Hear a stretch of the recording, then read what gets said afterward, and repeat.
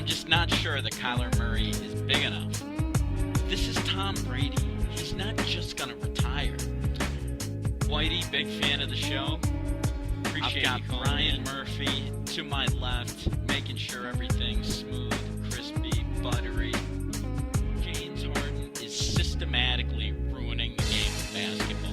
He's the most overrated player. And there you are, the Chicago Bears with a open season defense. And Mitch, I'm sure Dancing with the Stars is happy to have Antonio back. If you thought you were going to get Zion, that's your bad. And left, making sure everything's open season. Your host, Billy Allen. Hello. Welcome, everybody. Tuesday. Just kidding. It's a Monday. We'll change things around a little bit. It's a Festivus edition of Open Season. Christmas Eve, not going to be doing that. It's Festivus. Billy Allen, Brian Murphy to the left. Hey, everybody. We're talking about a few different things tonight. Obviously, we got to hit on the Patriots. They came up big against the Bills. Lamar Jackson solidified that MVP case. Just lock it up. Hines Ward, he finally got that Gatorade shower he was looking for. Beast mode may be back. I can't even believe I'm saying that. Isaiah Thomas got ejected for talking to the fans, and Rich Hill got arrested. As we preview some of the Christmas games, talk Tatum's big night, and the Bruins are up early in a game that they need. Only won one of their last 9, up 4-0 in this one. As we hope to talk to Whitey, Mike at Medford, and certainly take your calls at 617-702-2542. One more time for you guys out there, 617-702-2542 as we open up the lines. And we get into it with the Patriots. Brady played well, I think. The Pats played well, I think. We should take this as a pretty good sign moving forward, I think. You see, there's so many things about this Pats game this weekend. I feel like, are we overreacting to 1 week? And did we make too much of this game? I think a lot of people looked at it, whereas if you lost this game, you probably said, Pats are going to be done, no chance, just put it to bed, they're not going to get a bye, and we all know the stat, Pats have never made a Super Bowl without a bye. Actually, you got to check your research on that one, because they did make the 85 Super Bowl when they did not have a bye. That was the one where they got crushed by the 85 Bears, obviously, but we know the Patriots never make a Super Bowl unless they get the bye, so they need it. And in this game against the Bills, a lot of people said, you know, if they don't win this game, KO them, they're done. And now that they've won this game, it almost seems like people have kind of gone to the complete other side, where everyone says that the Patriots played a great game. The offense looked good. You saw Sony Michel running well. You didn't hear too many things about Marshall Newhouse, which is probably something that is a first for this year. And the offensive line looked really well. The Pats played really well. And it was a game that they really had to grit out. You kind of talk about the way that they beat some of the teams that they did last year in the playoffs, and it was really to turn back the clock, run the ball a little bit more. The Patriots actually, the master of using these kind of trick players, they turn a Landon Roberts into the fullback, and actually Spurs probably pretty much the best running day for Sony Michel. I really hadn't seen the Patriots running game kind of take hold like they had in that game since probably one of the games last year in the playoffs. You saw Rex Burkhead running so hard that he literally bounced off a linebacker to go in for a touchdown. So the Patriots, while I think they played really well, I almost wonder what things would have looked like if they had won this game like 40-7, or if they had lost this game. Because now we're all sitting here saying that Tom Brady played well. Maybe they found what they needed to find. And I think we may be overreacting to just 1 week of football, because this entire season it's been, well, can the offense score enough points? The defense is certainly an all-world defense. they're not on the same level as the 0-1 Ravens or the 85 Bears, but they're an all-world defense, and you can definitely rely on the defense. Can you rely on the offense? And as you've got teams that you're going up against here in the Kansas City Chiefs and the Ravens, if you're going to make a serious run, do you think the Pats can score points like 24, 28, 31? And we saw them do this against a great defense. It's given them problems over the last couple of years. But again, was it the case where they got everything right for one game, or did they actually find something that they're going to be able to move forward for? And it seems like something where we may be giving the Bills too much credit. I think they're a young team. They've got a young coach, and they definitely make a few mistakes. I guess, Brian, if I ask you, how good did you think the Bills were going into this game? Definitely a solid team. They have some pretty good victories. They beat the Steelers, if I'm not mistaken. Yep. But I feel, I think they strike me as more of a 10-6 type team. A 9-7. Playing Miami twice on anybody's schedule is gonna give you a little bit of bump. a little bit of an inflated record there at the end. But all in all, very very much a good test. One of the better, by record, certainly one of the best teams the Pats have played so far, and it was a battle. Yeah. And I think you almost look at it like, were the Pats' two most impressive wins this year against the Buffalo Bills, in fact? Because we look back and we look at that game from Week 4 where they won 16-10, absolute dogfight, game that they had to have. You remember how excited Belichick was after that game, talking to the press. Game we had to have, one team win, feeling all good about it. And something for me that was extremely strange that never really happens is we've got one ringing through here. Hi, you're live on Open Season. Who do we got? Yo, it's Whitey from Queens. Whitey, how you doing, my man? Happy Festivus. Hold on a second. I'm calling from my landline phone in my mom's house because the cell phone service is so bad, so I literally can't hear you. All right. 1 second. Well, we appreciate you using the landline. That's got to be the best quality call we're about to All right, get. that's better. I think I got it figured out. It's going on. Happy Festivus, buddy. Yeah. Happy Festivus, my man. What are you calling in with? You upset about the Steelers? Steelers still in it here. Well, I'm not upset. I'm disgusted after watching that game front to back because, my God, I'm so jealous of you Pats fans, dude. You have a 42-year-old quarterback, and he's not missing a start. It's absurd. He's been getting sacked all year. They showed that play of him, blocking a guy, on that one play. Oh. He's all spry now. I know he's been bad this year in the Tom Brady terms, but, you guys have not lost your quarterback for a start. Basically that 1 year where he, broke his leg. That's it. In 20 years. Yeah. Well, what do you think about your quarterback who's dealing with his injury? I actually saw a report today that the Steelers have full faith in Roethlisberger coming back next year. Do you have full faith, Whitey? Well, I was a little alarmed because, one, Hodges looked terrible. He looked every bit the undrafted rookie that he is. And then they benched him, and then Mason Rudolph comes in, and he looks great. He was 14 for 20 with 130 yards in literally 2 quarters. He threw a beautiful touchdown pass to tie the game right before the half to Deontay Johnson. And then he gets injured on a routine tackle, in the second half. Then Hodges comes back in and can't do anything. You know what I mean? So that's why I'm how is Brady not missing a start due to injury? And Mason Rudolph, he's this young, big, tough, big, muscular, 6'4", 240.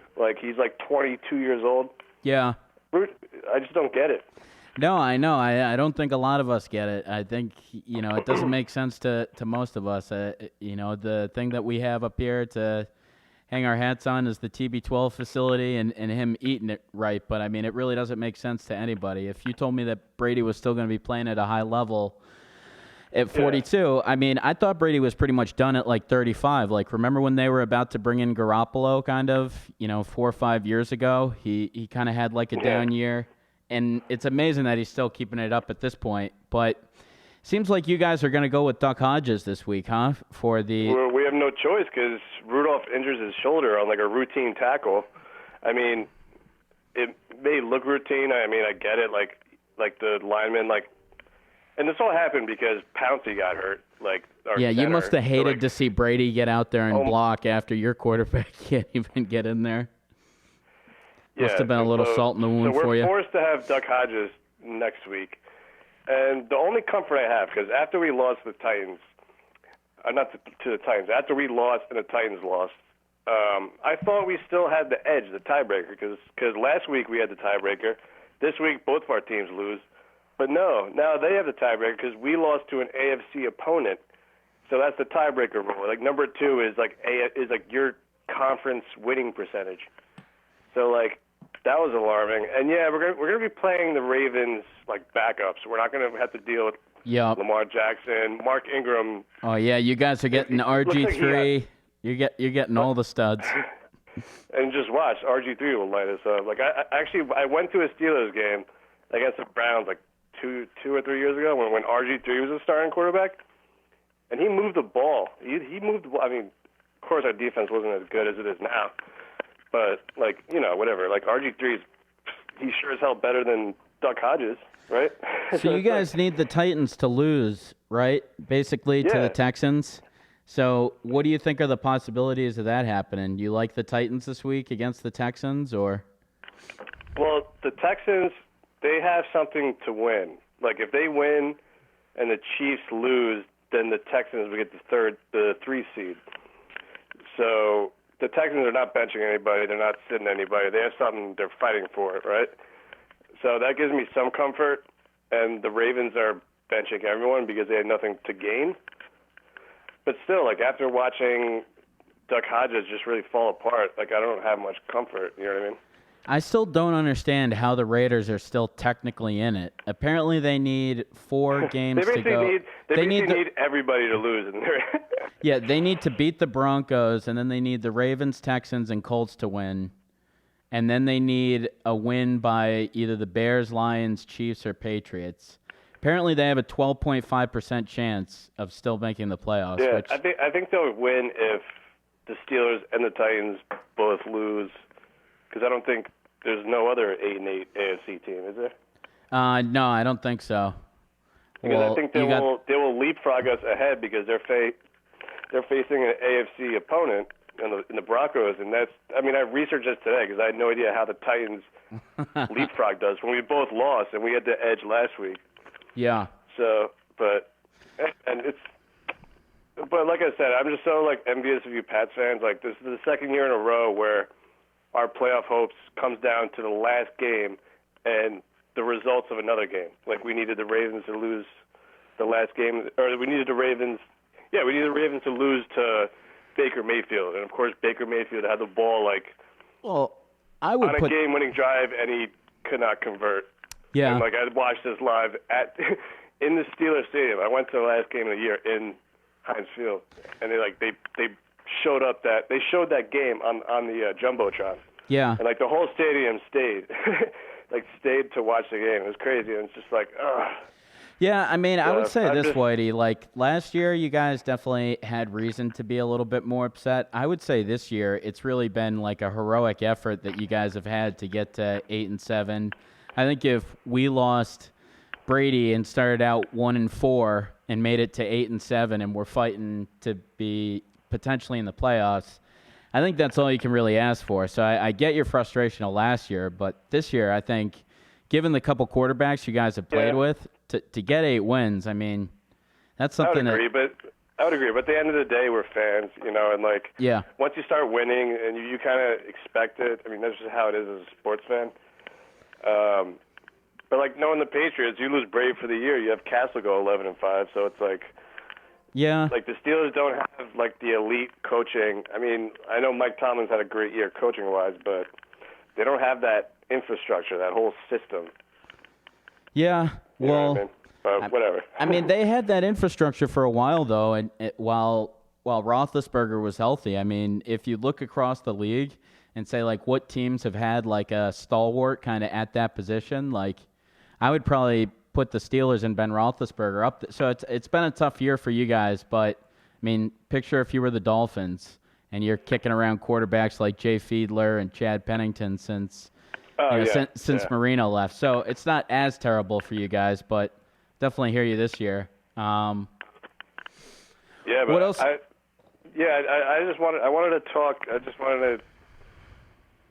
I honestly have no idea who's going to win it this year. Yeah. Like, this is why I love the NFL and like, I mean, given the Knicks are terrible, so I'm just not watching NBA. Like, this is like the one league where it's kind of a toss-up every year. Like, despite the Patriots basically winning every freaking year, like, even the Patriots are being doubted universally. And in the back of my head, I'm like, I just feel like the Patriots are going to scheme another Super Bowl. Like, again, they get a first-round bye.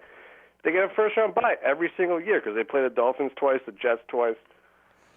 You know? Yeah. So it's just like, do you really trust? I mean, Lamar Jackson has been unbelievable, but do you really trust? Actually, that's a bad comp because the Ravens are actually like the only team to beat the Patriots in the playoffs in the last 10 years, right? Remember like Ray Rice had that ridiculous game? Yeah, if there's any team that I'm afraid of, I mean, even like Ravens, right? even this year apart, like say this year never even happened, it would be the Ravens probably. Or potentially Denver, but usually it's a different game when we have to play at Denver. The Ravens and the Broncos have basically been the only team to beat Brady in the AFC. Pretty much. Right? I mean, Sanchez beat him that one weird-ass year where the Steelers actually went to the Super Bowl. Oh, that and, year. Like, that was it. That was so weird. That was so weird. I think the Pats won like 45-3 in like week 14 or something, and then the Jets returned the favor right in the beginning of the first round of or second round of the playoffs. So, yeah. Yeah, like the only thing, like I would be afraid of the Ravens, but not necessarily the Chiefs. Because do you really expect the Chiefs to go into Foxborough and win twice in 1 year? I just don't see it. I mean, the Pats coaching staff is so ridiculous. They faced them already. Yeah. You know, they're like they invest the most time like watching tape and like, I would say maybe a little illegal things here and there, but you know. Oh no! Everything's on the straight and narrow up here in Foxborough. There's nothing's awry up here. Brady's on, just eating healthy. We don't do anything with the cameras. It's all chill up here.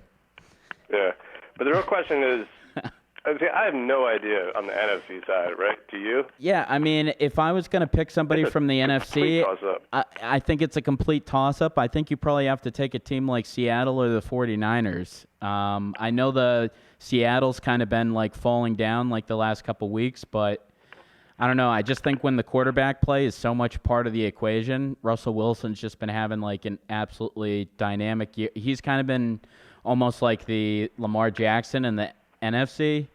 Yeah. And then, I don't know, just the 49ers, I don't know if they have the quarterback play, but they definitely have and their quarterback, Garoppolo's played well over the past couple weeks, but it kind of took him like 8 to 10 weeks to start playing really well. But their defense, their running game, I don't know, I think they're really solid. Like, they don't need to do a whole lot. They basically put him in a good position by having such a good defense and running game.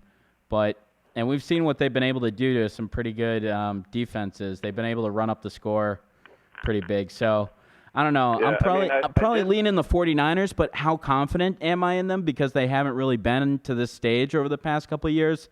Not very. I mean, could they lose in the first round? Sure. So, I think that answers your question, too. It's like there's no clear favorite. Like, I was kind of liking the Rams till halfway through the year. It was like I still figured they would get their act straight, and I mean they did anything but that. Yeah, I just don't think. I think it just comes down to in the playoffs, like you need experience before like winning big. You know what I mean? Like Garoppolo is not. Yep. Has he even played a playoff game? He hasn't even played a playoff game. I don't think so. No.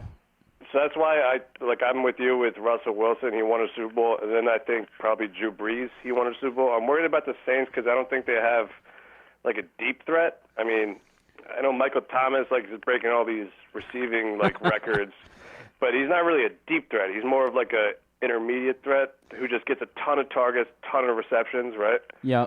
Let me ask you this: Brees doesn't really have the big arm to just crush you on a 70-yard touchdown, let's say Mahomes would, right? Yeah, so we got a pretty compelling Monday night game with the Green Bay Packers and Minnesota Vikings. I've heard a lot of people whispers around Minnesota Vikings maybe making it out. Do you like either of those teams, White? Again, I don't trust new quarterbacks, so I'm not going to be up there with Kirk Cousins. I mean, Cousins has a really good roster, and all right, not to bring up the defensive player of the year again, but this Vikings cornerback, I forgot his name, but he just got his 6th pick earlier today.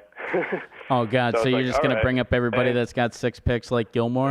And T.J. Watt had another sack and forced fumble this week, and now has basically been the only player since 2008 to have this combination of forced fumbles, sacks, tackle for losses. I can't. It's really weird numbers. I can't recite off the top of my head. But isn't Bosa just having an absolute year too, with the Chargers? Chargers, or his brother? The one on the Chargers, Joey. I'm not sure about Joey. I know his brother has been a stud. He's going to be the rookie of the year. Yeah, no. I feel like the older one has actually had a crazy I want to say he's got 15 sacks or something like that. So I feel like Bosa could be up there too. But yeah. I don't know. I know you love to get back to that defensive player of the year. Well, hey, anything else out of you, Whitey, before we let you go? I think that's it. I don't want to really get into basketball. I'm feeling the depression coming where basically we have nothing to do Sundays for the next half a year, and before the NBA playoffs start, I'm feeling it coming. I'm feeling anxiety. Yeah. I mean, next week's the last week I can put on Red Zone and be like, you have 8 hours of uninterrupted football. I know, it's kind of sad. Tonight's the last Monday night game.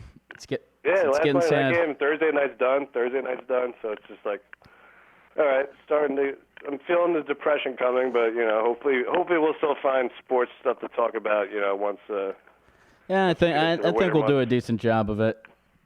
There'll probably be some. The NBA sure, Isaiah Thomas will get in another fight. Yeah.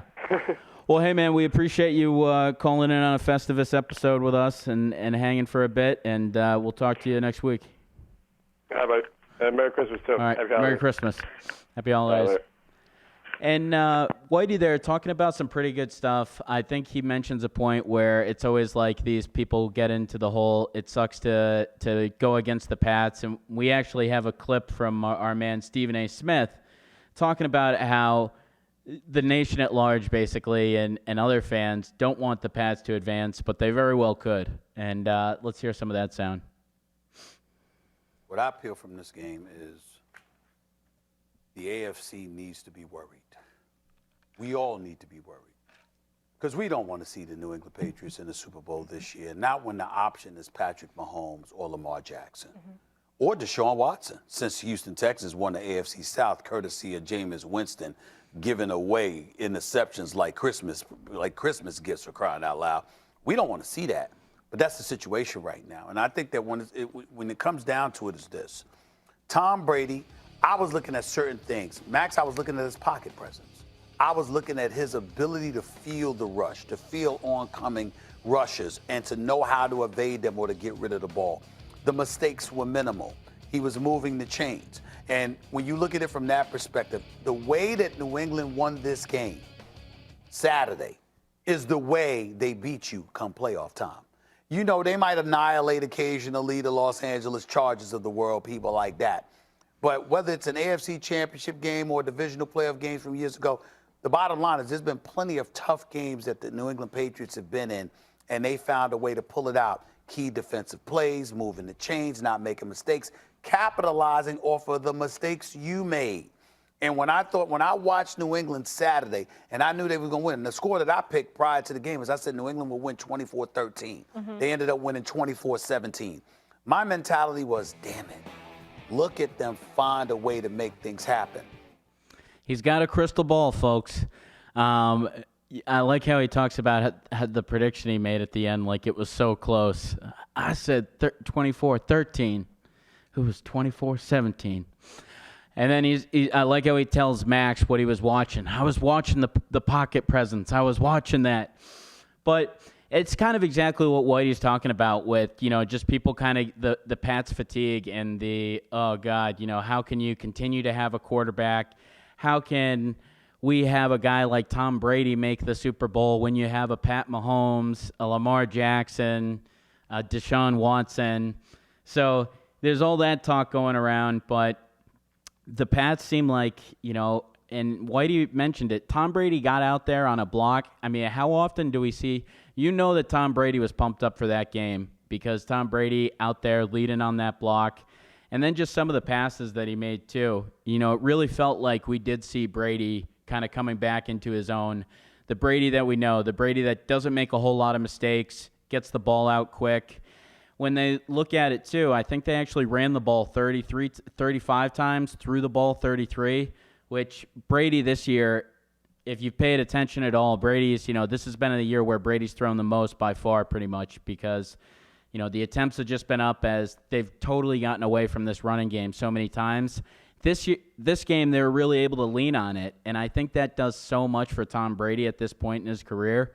You're able to watch him play some pretty mistake-free football, make a lot of the right throws. He didn't have a lot of throws downfield. This is a very Tom Brady-esque game. Yeah, The screen game, you think of the pass to Edelman. That was probably one of the passes downfield. But aside from that, really just kind of getting the ball out to the backs, getting the balls out to N'Keal Harry, who continues to come on. And I think anything that they can do to get the ball in that guy's hands has proven to be the right thing to do. He's absolutely electric with the ball, and he's a tough tackle. The guy's a moose when he's got the ball in space, anything. I mean, when they even handed him off the ball a couple times 2 weeks ago, he was able to pick up 10 yards like it was nothing, just coming around. It kind of reminds me of the way that the Broncos used to use Demaryius Thomas, where they would just kind of get him touches, and he was so big that he was able to take a lot of those pretty good distance. So N'Keal Harry seems to be coming along in this offense. Jacoby Myers seemed to catch a lot of the balls that were thrown his way. So was it a game of everything kind of clicked at the right point? All the guys were kind of catching balls, and we've got another one ringing through here. Hi, you're live on Open Season. Hey, Open Season. This is Mike from Medford. Hey, Mike. How you doing? Happy Festivus. Happy Festivus. I got a couple of things for you this week, and then I got to get out of here. But all right. I just heard you talking about the playoffs. I think in the NFL, I think the playoffs are going to be awesome this year. I think anybody can come out of the NFC, which is great, except whoever wins the East, of course. But the other 5 teams are all pretty good. I think they're all pretty even. And then I think you're going to see some upsets in the AFC, particularly with the Tennessee Titans. I think they're going to be a tough matchup. I mean, they got a guy who you hate to tackle in Derrick Henry. I know he's got that hammy, but they rested him last week. They should, if they make the playoffs, they'll come in as a 6th seed, and I do think that they do have a good chance to upset the Chiefs in the first round. And, if that happens, if they upset the Chiefs, they're going to have to go to Baltimore too. And that could lead for an easy road for the Pats to the Super Bowl once again. Yeah, I mean, do I see that necessarily happening? I think that's a good matchup, but do I actually see the Chiefs losing that game? I don't think so. I think Pat Mahomes has just been too dynamic. Even in you strip down, whether they even have, the coaching, the other pieces, I think Mahomes has just been too good. And he's been playing with, this hurt knee, and he goes out, he throws 2 touchdowns, runs for 1. They absolutely murdered Oakland the other week. I feel like that's a tough sell. But, I mean, how do you see them winning? Just kind of dominating with Derrick Henry? And Ryan Tannehill still playing. I guess I don't see how it plays out. Yeah, I see their offense just being able to consistently move the ball against that Chiefs defense, which a lot of teams can do. But, I mean, they have Dion Lewis, Derrick Henry to be able to do it methodically against the Kansas City Chiefs, where they could win the time of possession and really win it that way. And then, on top of all that, they started something like 2-4, and they've won. Their record's not great, but they have some good wins and has played some teams pretty tough the last couple of weeks who did pull out the win. I'd love to see it. I would love to see it. I think it would be great. I loved how Vrabel called that guy an idiot in the press conference. I'm totally on the Titans train. I feel like, unfortunately, the magic probably runs out at Kansas City. Sure, and that'll happen to a 9-17. But I'm just saying, put them on your radar because they have a playoff formula. And then, the other thing that I wanted to mention, and I told you I had something last week, but we didn't get to connect. But the way that the Pats are winning, in the beginning of the season, everybody seemed okay with answering the question, can you handle if the Pats win their games on defense? And everybody's like, yep, I'm ready for that. Get back to 0-1, get back to 0-3, get back to the early aughts. We don't need this high-flying offense to win. We can do it on defense. And then they go 12-3 up to this point of the season. Granted, the competition has been up and down, but you see them win games on defense, and all anybody can do the last 10 weeks is complain about the offense. When in the beginning of the season, you were okay with it going into the season, but then you see it actually happen, and you're not okay with it. Yeah. So, that's just a call out to other people like you, other people like me in the area that are either on the radio or listeners. I call BS on all of it because nobody can handle it, and for the most part, New England is freak out in their fans.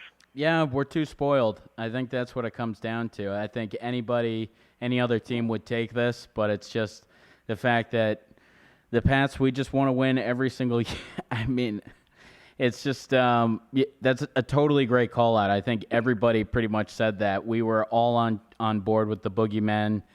And then I think it's just like the way that the NFL is these days. It's like you have to have this high-octane offense. Like we kind of saw it last year when we headed into the playoffs. All the teams we were playing, it was the Rams, the Chiefs, all these teams that can score all these points, and all that emphasis kind of goes towards that. And no, that's honestly a great call-out because I can't think of anybody that probably would have said, hey, the Pats will go 13-3 this year. They're going to win marked by their defense, but they're going to be 13-3. We all would have signed up for that, right? So. Yeah, absolutely. And, they had a good win against Buffalo this week. A lot of people feel better about the win this week in Buffalo, and that's because they put up 24 points. That's not winning on defense. It's winning on offense. Yeah. So, even playing Monday morning quarterback here, you can still, look at people and be like, you do this for a living or you do this for that, and you just are wrong all of the time. Yeah. I'll let you go, Mary. Happy Festivus and Happy Festivus. And, have a good one. All right, thanks for calling us, man.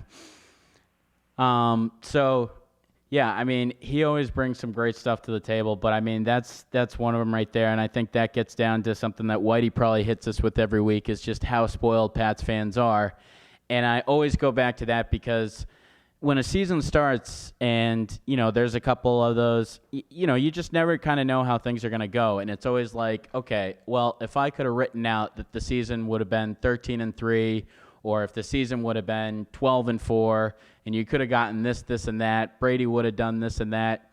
But if you had told anybody that they'll be 13-3, they'll have a defense that is going to not rival, but a defense that is going to be in the same breath of the Ravens, the Bears. They're not going to be as good, but as far as the points they give up, they're going to be like third all time kind of in that category. And they're going to be scoring like 24 to 28 points a game or so. And being 13-3, I think we all would have said, wow, that's a pretty solid season for a 42-year-old quarterback. And now we get into it where you see some of these teams like the Ravens, who seem to put up 37 every week, the Chiefs, who seem to put up 34, 37 every week. And I think you just get into that, can we actually hang with a team like that? And it's not necessarily winning the game on defense, but it's like no defense, I think. Well, I shouldn't say no defense, but Pat Mahomes is the type of guy that's going to get 30 points, and the Ravens seem like the type of team that's going to get 30 points no matter how. And we've seen Pat Mahomes do it, whether he starts out slow, throws for 30 points in the fourth quarter. We know that it's eventually coming. So I think that that's really the question. And a lot of us are okay with the defense, but when you go up against one of these high-octane offenses like the Chiefs, the Ravens, and you're just saying, can the Pats actually score 34, 37, or what it would actually take if one of these teams kind of blew you out? Now, I know the Packers and Vikings were scheduled to kick off at 8:15. Do we have any update from that game, Brian? We most certainly do, and you have in the second quarter the Vikings up 10-6 on the Packers. Actually, they are at the 2-minute warning, so just about to head into halftime. Vikings have a 10-6 lead at home against the Packers. All right, there we go. And so just to kind of conclude our whole Pats rant and discussion, we do have a clip from Chris Broussard that talks about how the Pats will be dangerous in the postseason. And I think this is this is kind of like, if everything goes right, what the Pats could kind of be in the postseason, from Chris Broussard. Let's give it a listen. What they did. To me, it's not a coincidence. It's a part of what you were talking about, and it's a part of this locker room and this culture being one made up of gamers. And they understand the stakes are getting higher, and they're starting to play their best football. We've talked about, they've had trouble running the football. Sony Michel hasn't been great this year. But all of a sudden, against a great Buffalo defense, now Sony can run the ball and almost get 100 yards, and they can run it as a team well. Buffalo was stacking the box, and they still couldn't stop him. And then Brady, all of a sudden, he spreads the ball. It's not just Julian Edelman anymore. It's not just James White. He gets it to 7 receivers for 7 receivers had caught at least 3 passes. I mean, it's not, to me, it is not a coincidence, Nick, that they came out and played such a great game against the top team heading into the playoffs. So I do think they're going to be dangerous in the postseason. And there you have it from Chris Broussard, just talking about how the Pats, how they were kind of trending down. Then they play a team like the Bills and seem to turn the switch on. A lot of people thought that they turned the switch on last year in the last 2 games when they played the Jets and then the Dolphins, and weren't totally sure what you could take from this. And I think this is a similar position where they beat the Bills, and we're just not 100% sure where we can take from it. We feel like it's a pretty good win, but at the same point, you don't know if the Pats are going to flip the switch and play offense the way that they have, where they're able to move the ball at this relative ease. We just haven't really seen this for about 8 weeks or so. So to be able to see the Pats do it, they're definitely going to have to put together some solid drives and be able to score some points in the playoffs. It's not going to be all their defense. So that's just kind of the capping up on some of our Pats thoughts. Another Pats thought is, as they go into this game here in Miami, do they rest anybody? And you're talking about guys like Julian Edelman. You feel like he's a guy that could definitely benefit from some rest in a game like this. But we all can kind of think back to years like 2013 when the Pats screwed around against Miami and then ended up playing Denver, in the wild card. And we've seen this happen before where the Pats, they actually need to win this game in order to solidify the number 2 spot. And we've got another one ringing through here. Hi, you're on with Open Season. Who do we got? Hello? Hi, you're live with Open Season. Who do we got? Hey, this is Alex. How's it going? Oh, hey, Alex. How you doing? Good to hear from you, Good. man. Happy Festivus. Yes, you too. Long-time listener, first-time caller. How's it going? Hey, it's going great tonight. You're warming us up in the Somerville studio. Special little show for you. What's on your mind? Awesome. Well, I've got a topic I've been meaning to call in about, and I'd love to hear your opinion on this. Sure. I'll preface it by saying I'm not typically a huge basketball fan, but I feel like that's important to state because I grew up watching Red Sox, obviously the 04 World Series, fantastic. I've seen the Red Sox popularity kind of drop, in my opinion, to the point where I put in order the Patriots, the Bruins, then the Celtics, and then the Red Sox, as far as like my preference of Boston sports teams, and I feel like it's a huge drop. Yeah. For a lot of people, I was kind of curious your take and some of the reason why. Yeah, well, I mean, I think that first off, I think that's a great question. I think it goes into all sports. I think every sport is kind of trying to find a way to make things more, ways to make their audience engage a bit more. And you look at a baseball game these days, it's 162 games. It's a 4-hour commitment. I mean, a lot of people don't give that kind of commitment to their significant other. So, I mean, you're just talking about it's a huge pill to swallow. It's a slow game that's played. I think for me, I've noticed the popularity of a game like soccer, and I honestly feel like one of the reasons why soccer is so popular is because you kind of know how long the game's going to be. It's basically like 2 45-minute halves that kind of keep running. It's like if you were forced to watch a sport that you didn't like, soccer would probably be one that wouldn't be that too bad for you because you're out of there in like an hour and a half.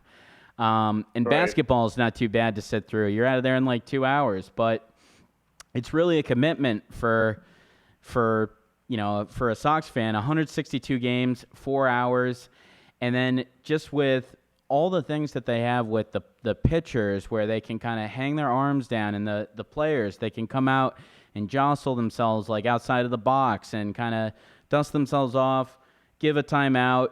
I think there should be some type of clock or something where you can't get out of the batter's box, or something like when the pitcher grabs the ball, like some type of clock kind of goes down, a clock on the pitcher and a clock on the hitter to try to like speed things up. I feel like there's just so much crap that goes on between like the pitchers hanging their arms, doing whatever type of traditions they have to do, and the batters like coming out of the box every time. It's like when you were growing up, we didn't come out of the box every single time and do all the no more stuff, touching our cleats and all that. It was just you hung in there, you faced as many pitches until you got a hit or were down, and now you just got these guys like kind of coming out, having a field day, turning around, doing this, that. So I think they've got to do something to speed the game up and make it a little bit more interesting for people. But I think just 162 games of 4 hours, it's pretty tough for even. I know guys that play like competitive baseball fantasy and like stop paying attention to it because it's too much. So it's something that's like, it's really a lot to ask for a fan, I would say. What do you think is one of the reasons you don't watch it as much as you used to? No, those are all good points. I think for me, one thing I've noticed, and I've made a comparison to the NFL, is, I feel like every offseason for the NFL, people always complain about all the rule changes, like, is it a catch, isn't it a catch, can we review this, can we not review it? Yep. And I hate that stuff because it's like, all right, just have it what it is. Yep. But the one thing I do give the NFL credit for is they're constantly trying to make the game right. Like, now you can't even touch a quarterback. 10 years ago, 15 years ago, was getting hammered. Yep. It was fine. Like, they've made a lot of changes to the rules, which is annoying, but at the same time, now I have to kind of admit, like, all right, they've actually made the game better and they're adapting. And I feel like one thing is the MLB they haven't really done anything to the rules. Like, they're kind of like, oh, it's a historic game. We want to keep all the stats. Like, yeah, they really haven't done a whole lot in general. And they just left it. Yeah, and if you want to talk about things that they haven't even done, they haven't even put a ruling down on the Astros yet, right? So, it's just like, what are they doing as a league? They're kind of like out to lunch without a sandwich. Yeah. Rob Manfred, and some of the people there, not making like the best decision. I mean, what do you think should happen to the Astros? Do you have an opinion on that? I don't know enough about it. All I know is, the Patriots bend some rules, so I don't want to like throw stones if I live in a glass house. Yeah. But I think it's one of those things. It's like everyone's doing it to an extent, but the person that gets caught, they usually make an example out of that. And it shouldn't be enough to cripple the organization, but maybe like enough of a punishment where it'll deter others from doing the same thing. Yeah, no, I agree with you. Well, hey, since you're a first-timer, anything else that you've got on your mind before we send you on your way? It's a very encouraging Pats win, as I'm sure you've discussed already. The one thing I'm really happy to see is Sony Michel running it with some conviction. I was afraid earlier this year. He was starting to look a lot like Lawrence Maroney reincarnated, so it was good to see him hitting the hole hard, and I'd like to see him throwing to him out of the backfield some more. But, yeah. Did you think Landon Roberts at fullback was part of that? Like part of what kind of helped him run strong? We saw Landon Roberts probably play his best game at fullback. Probably. He had, 20-something snaps, and we ran the ball pretty good. Actually, 2 weeks in a row running the ball good. So Sony seems to run well with a fullback in front of him. The one thing I don't like is that it telegraphs. Here's the thing I feel. I feel like when Sony's on, you 100% know it's probably going to be a rush. And then when White's on, you pretty much 100% know it's going to be a pass. I really like when they bring Burkhead in there, and you kind of feel like they can 50-50 do both. He's run pretty hard the last couple weeks and can catch passes too. But I totally agree with you. To see Sony Michel actually run it, because that's when you know the offensive line is working, because you kind of had said it, looking like Lawrence Maroney. I think a lot of us don't think he's the most special back. He kind of reminds me almost of like a Ben Jarvis Green Ellis, where he just goes and gets like the 4 yards. And that the offensive line is working when he's getting that push, because he's really not that type of back that's like a Saquon Barkley that's making guys miss or something like that. He's kind of a guy that's just pushing along as the offensive line is pushing. And I feel like it was a game where the offensive line actually really dominated since maybe one of the first times since last year in the playoffs. But it was really good stuff to see out of them. So I totally agree with you.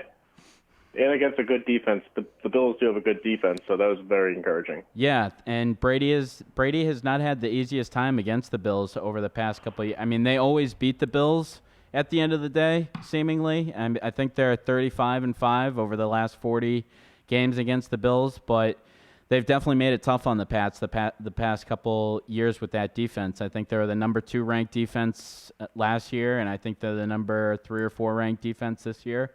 So they're definitely a pretty solid test. No, I agree. All right. Well, let's see. Any parting thoughts for you, Alex? Any thoughts about the Patriots moving forward, their playoff chances, or anything like that you want to leave us on? Well, I feel a lot better about their playoff chances after the game that we just had. So I think we make it back to the Super Bowl this year, and all right. I think it'll be us. I think it'll be us and the 49ers. That's my prediction. All right. Well, there we go. Well, hey, we appreciate you calling in, tuning in tonight, and stay warm, and Merry Christmas, Happy New Year. Merry Christmas. Thanks. Great show. All right. Thank you. Appreciate you calling. Take care. All right. You too.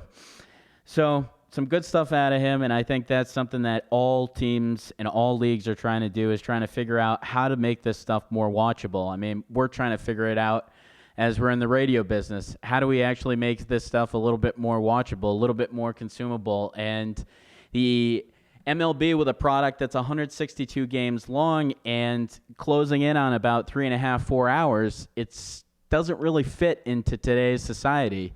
When you're back in the 50s and there was no TV, or you didn't have this and that, you could go buy the doubleheader game for whatever, sit there for 4 hours, 8 hours. Just have it you were playing hoping on to the take radio. up as much time as you possibly could. Now that there's a distraction coming every which way, to watch somebody jostle themselves, coming out of the batter's box, to watch a pitcher hang their arm down, it's just like, come on, can we get on with it? It's just, I don't need to see every single player come out, do a timeout. It's like you had a timeout the entire time you were on the bench. You're out for a couple pitches. Like, is it that strenuous? So I think he brings up a great thing, because when we look back at the Red Sox, probably those 03, 04 years, it feels like it'll never get back to probably what it was then with the hysteria. Now, that may be a couple things because it was 86 years. That's one. It was the Yankees. It was head-to-head against the Yankees for both of those years. But it feels like there was... Yeah, I mean, with 03 getting so close and the heartache, of course, 2004, when they're bringing back essentially the same team, they brought in Schilling. So the whole, I mean, from the signing of Schilling to all through that season was just hype to the max, you know? So all plus those 86 years. And you're never going to recreate those factors. But is there something maybe to the fact that maybe the game was more watchable then? Maybe there was more appetite to, or maybe it was just the drought that had us so, because it just feels like, to Alex's point, you know, can baseball take over? It's hard to see the Red Sox taking over as the number one team in this town, isn't it? Absolutely. And it's hard to see any of the, maybe outside of Houston, but I'd say the Texans are probably more, you know, I think just football, you look at any major city and as you especially look at the ones that have a recent World Series or World Series contending team. Yep. You know, I mean, maybe LA, maybe the Dodgers can kind of, but then you got the Lakers. You got the Lakers and the Clippers, so yeah. So no, I don't think in really any town baseball is going to be the number one sport when you have a good football team or a good basketball team. Yeah. So maybe it just can't be done. Maybe it just, baseball is going to be one of those sports that's going to be on the back burner because, I mean, there's no question that in 04, it was the Red Sox and the Patriots. I mean, it was. And I mean, and that's what it took for the Red Sox to be the top team in town, was to beat an 86-year curse, right? Is what you're saying, exactly. Because the Pats were a championship team that year. Yep. You know, in 07, the Pats were in a championship for that year. You know, and when the Sox won it, and you still pretty much talk about the 07 Pats, right? Way more than you talk about the 07 Sox. Yep. Yeah. No, it's all good stuff to think about, and it's like, if I'm leading baseball, I don't even really know how to make it that much shorter, that much more consumable. I mean, unless they start cutting off innings, or making it a 7-inning game or something like that. Well, and the every pitcher must face at least 3 batters. That could.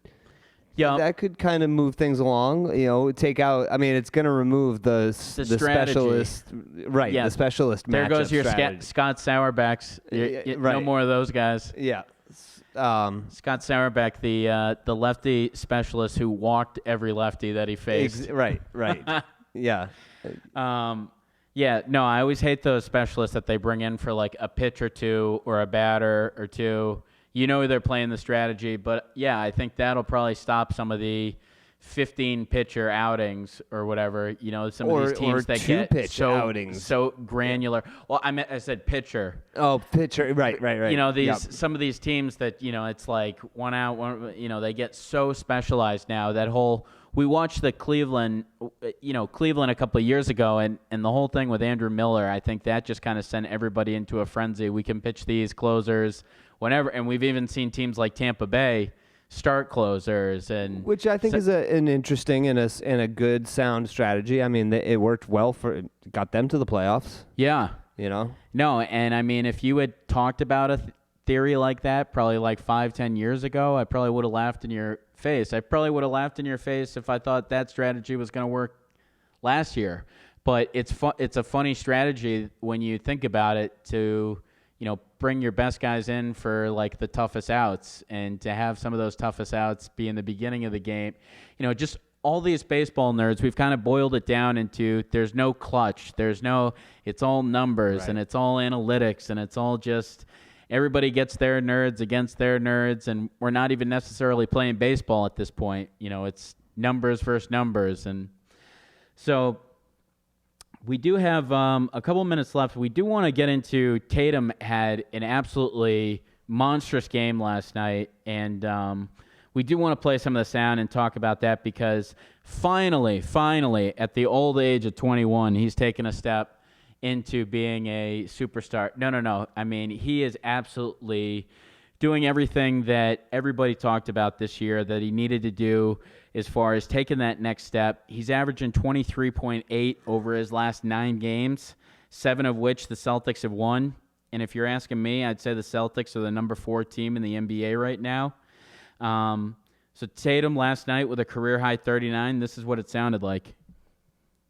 Back at the Garden, where tonight in the final game before Christmas, the Celtics look to unwrap their 20th win of the year as they welcome back Terry Rozier and the Charlotte Hornets. Need a more physical team. Femi on three, 1, 2, 3.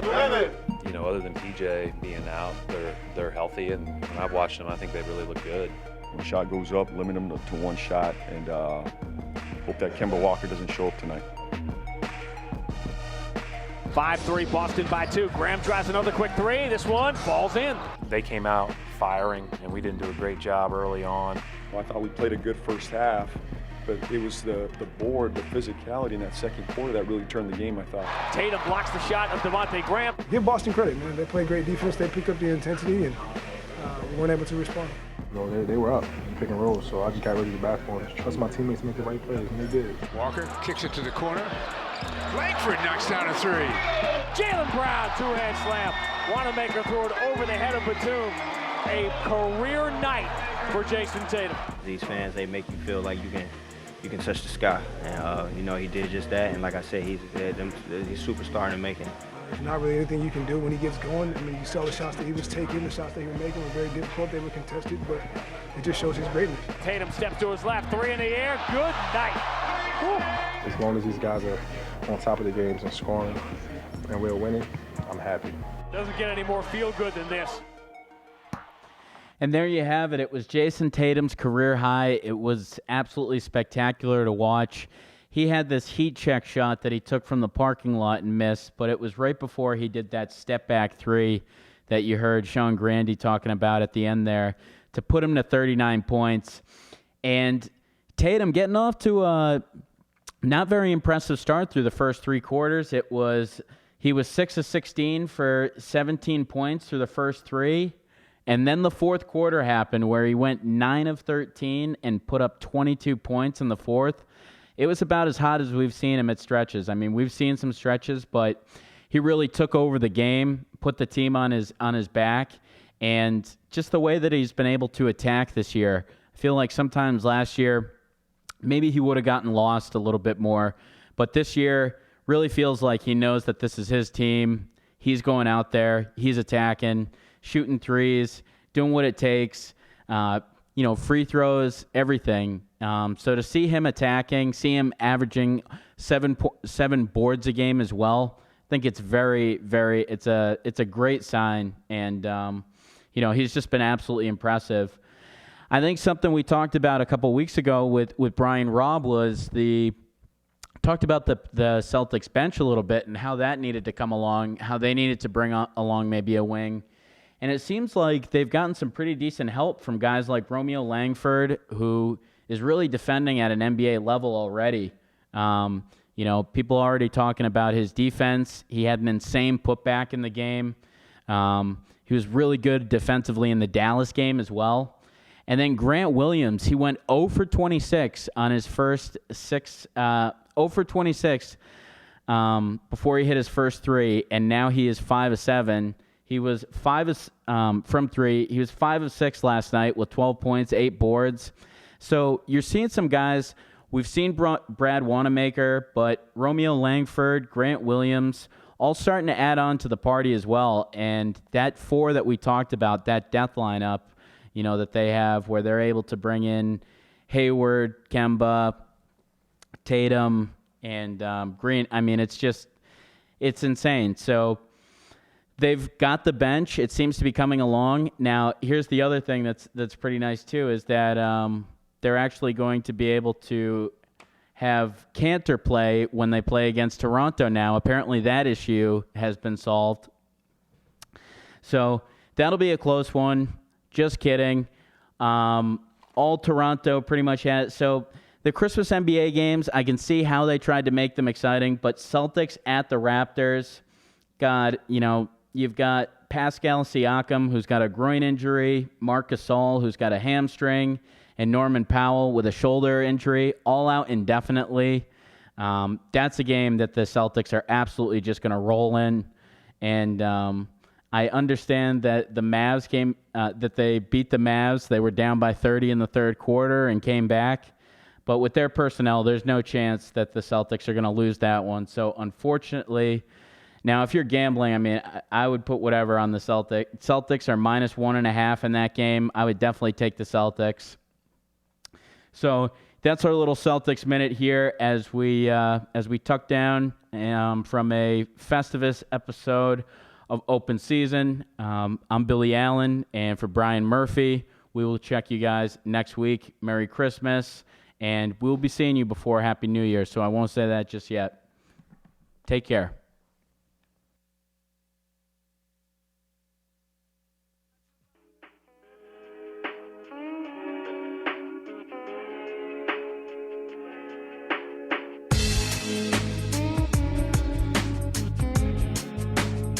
I'm just not sure that Kyler Murray is big enough. This is Tom Brady. He's not just going to retire. Whitey, big fan of the show.